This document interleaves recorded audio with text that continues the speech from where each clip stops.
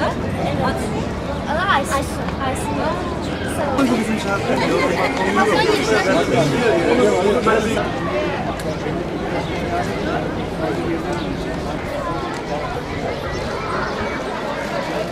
Bugün burada eğitim öğretim yılının son dönemine rast gelen bu etkinliğimiz esasında Sağlık Müdürlüğü ve Milli Eğitim Müdürlüğü ile yapacağımız etkinliklerin bir dizi devamıdır.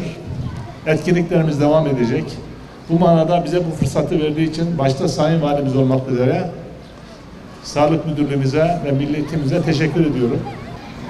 En önemli şeylerden bir tanesi biliyorsunuz sağlığın kıymetini bilmek. Yani hastalanmadan önce gerekli tedbirleri almak. Bu anlamda koruyucu hekimliğin ne kadar önemli olduğunu takdir edersiniz. Bakanlığımızın hedefi çocukluktan itibaren sağlık bilincini oluşturmak, sağlık okuryazarlığını artırmak, sağlıklı bir toplum oluşturmak için ta küçük yaşlardan itibaren bu farkındalığı gerçekleştirmek adına bu proje uygulamaya konuldu. Ve devam edecek. İnşallah okullar tatil olmadan önce bu etkinliğimizi gerçekleştireceğiz ama bunun devamı gelecek. Bakanlığımızın hedefi anaokulundan itibaren 4. sınıfa kadar mümkün olduğu kadar ulaşabileceğimiz bütün öğrencilere bu eğitimi vermek. Burada neyi amaçlıyoruz? Çocuklarımıza sağlıklı beslenme, fiziksel aktivite,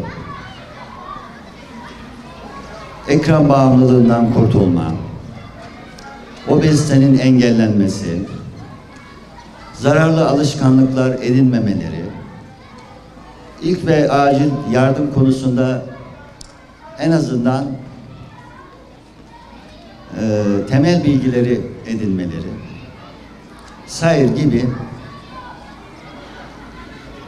sağlık okuryazarlığını, sağlık bilincini yükseltmeye yönelik faaliyetleri gerçekleştirmiş olacağız. Sağlıklı çocuk, sağlıklı gelecek anlayışıyla İl Sağlık Müdürlüğümüzle birlikte düzenlemiş olduğumuz etkinliğin hayırlı olmasını temenni ediyorum. Valiliğimiz himayelerinde Malatya İl Milli Eğitim Müdürlüğü ve İl Sağlık Müdürlüğü koordinasyonuyla hayata geçirilen bu anlamlı program, çocuklarımızın fiziksel, zihinsel ve duygusal gelişimini desteklemek, okul sağlığı hizmetlerini güçlendirmek ve toplum sağlığında kalıcı bilinç oluşturmak adına büyük bir adımdır. Biz eğitimciler olarak sadece bilgi aktarmakla değil, çocuklarımızın sağlıklı bireyler olarak yetişmelerine destek olmakla da yükümlüyüz. Bu noktada sağlık okuryazarlığı çocuk yaşta kazandırılması gereken hayati bir beceridir. Çünkü biliyoruz ki sağlıklı çocuklar, sağlıklı toplumun, sağlıklı toplum ise güçlü bir geleceğin temelidir. İşte bugünkü etkinliğimiz de bu amacın parçasını oluşturmaktadır. Anlaşıldı, çıkış yapılıyor. Arkadaşlar okulun şibarı ve haberden düşme çıkış yapalım.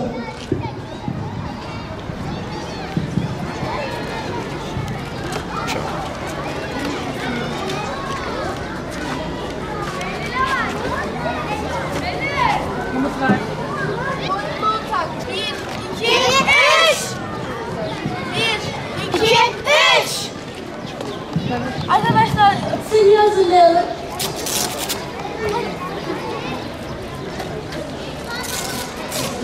Arkadaşlar komutumla hastayı yan çevirip sedyenin üstüne koyalım. 1, 2, 3. 1, 2, 3. 1, 2, 3. 1, 2, 3. 1, 2, 3.